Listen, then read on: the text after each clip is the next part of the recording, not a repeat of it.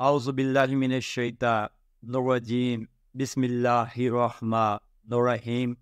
نحمدہ ونصلی علی رسولہ الکریم واما بعد فاعوذ باللہ من الشیطان الرجیم بسم اللہ الرحمن الرحیم۔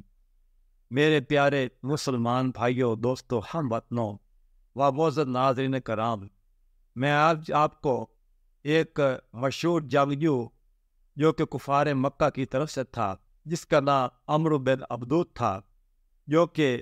حضرت علی کے ہاتھوں سے ہلاک ہوا، اس کے بارے میں کچھ بتانا چاہتا ہوں۔ میرے پیارے بھائیوں، غزوہ خندق میں میرے پیارے نبی حضرت محمد مصطفیٰ بذات خود بے نفس نفیس شریک تھے، اور آپ نے بھی خندق کی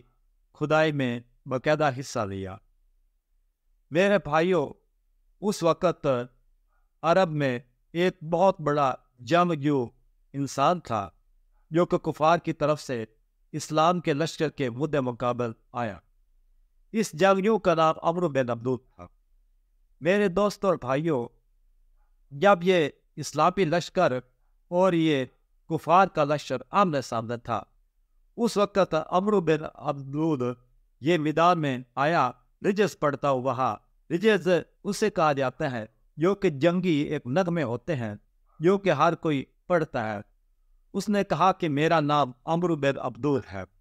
تو اس نے میدان میں آ کر یہ مبارز طلب کیا۔ مبارز سے کہا جاتا ہے کہ کوئی بندہ ہے جو میرے مقابلے کے لیے آئے۔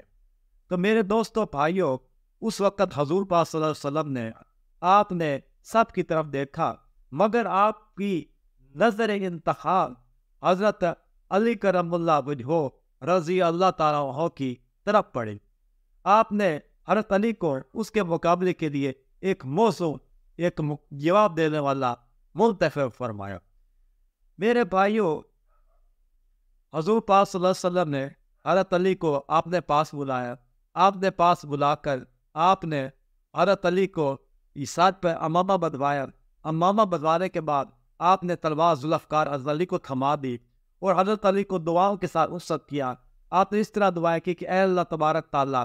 علی کے سر کی طرف سے،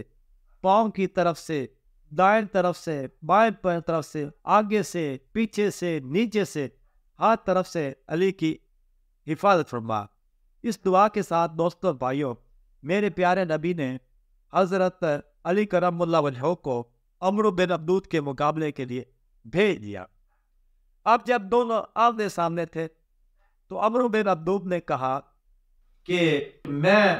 عمرو بن عبدود ہوں، تو حضرت علی کرم اللہ وجہہ نے بھی کہا کہ میں علی ابن طالب ہوں۔ تو اس وقت دوستوں اور بھائیوں، عمرو بن عبدود نے بہت رونق کا مظاہرہ کیا۔ اس نے کہا کہ آپ کے والد حضرت ابو طالب تھے، وہ تو ہمارے دوستوں میں شمار ہوتے تھے، وہ ہمارے قبیلے کے بندے تھے، وہ ہمارا بہت لحاظ کرتے تھے، تو اس لحاظ سے مجھے تمہارے والد کا بہت لحاظ ہے۔ اگر لحاظ نہ ہوتا تو میں آپ کو اپنی تلوار کی نوک پر ایسے اوپر ٹھال لیتا اور زمین اور آسمان کے درمیان معلق کر دیتا۔ معلق کرنے کے بعد آپ اپنے آپ کو نہ زندہ محسوس کرتے اور نہ اپنے آپ کو مردہ تصور کرتے۔ یہ اس کے بات تھی۔ تو حضرت علی کرم اللہ وجہہ نے اس سے کہا، اے عمرو بن عبدود، مجھے اچھی طرح یاد ہے کہ تو نے ایک مرتبہ خانہ کعبہ کی چادر کو پکڑ کر تم نے یہ 3 عہد کیے تھے اللہ تعالیٰ سے کہ جو شخص مجھ سے 3 مطالبے کرے گا، میں اس کا ایک مطالبہ بالکل ہی مطلق، میں اس کا ایک مطالبہ منظور کروں گا۔ کیا تجھے یہ عہد یاد ہے؟ تو عمرو بن عبدود نے کہا، بالکل جی، مجھے یہ بات یاد ہے، اچھی طرح یاد ہے۔ حضرت علی نے اسے کہا، اب سب سے بڑی پہلے بات تو یہ ہے کہ تو اللہ تبارک تعالیٰ کی وحدانیت پر ایمان رکھ اور حضور پاک صلی اللہ علیہ وسلم کی رسالت پر ایمان لیا۔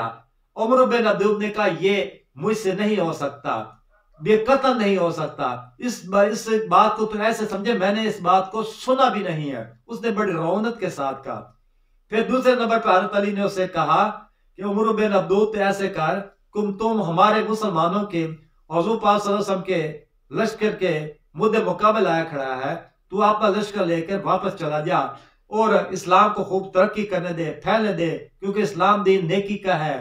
تو اس کو پھیلنے دے۔ اگر یہ کوئی اور اس کا مقصد ہے تو وہ کبھی کامیاب نہیں ہو سکتا۔ تو عمرو بن عبدود نے کہا کہ یہ بھی مجھ سے نہیں ہو سکتا، کیونکہ سب سے بڑی وجہ یہ ہے کہ عرب کی عورتیں اپنے گھروں میں میرا ذکر کرتی ہیں، میری شجاعت، میری دلیری کا ذکر کرتی ہیں، میری جرأت کا ذکر کرتی ہیں، میری بے باکی کا ذکر کرتی ہیں، اور وہ کہتے ہیں کہ عمر بن عبدود بہت شجاع ہے، ایسا شجاع کوئی زمانے میں بھی نہیں ہے۔ تو اس لحاظ سے وہ عورتیں میرے خلاف وہ میرے تانے دیں گی کہ عمر بن عبدود ہار گیا۔ تو اور اس کے علاوہ یہ بھی ہوگا کہ عرب کے شعراء کرام میرے خلاف اشعار بنائیں گے، اشعار میں میری خوب مذمت کریں گے، لہذا میں یہ پسپائی کو پسند نہیں کرتا، یہ میرے لیے پسپائی کا یہ ایک پیغام ہے، میں اس کو بالکل تسلیم بھی نہیں کرتا اور میں ایسی بات کو مانتا ہی نہیں ہوں۔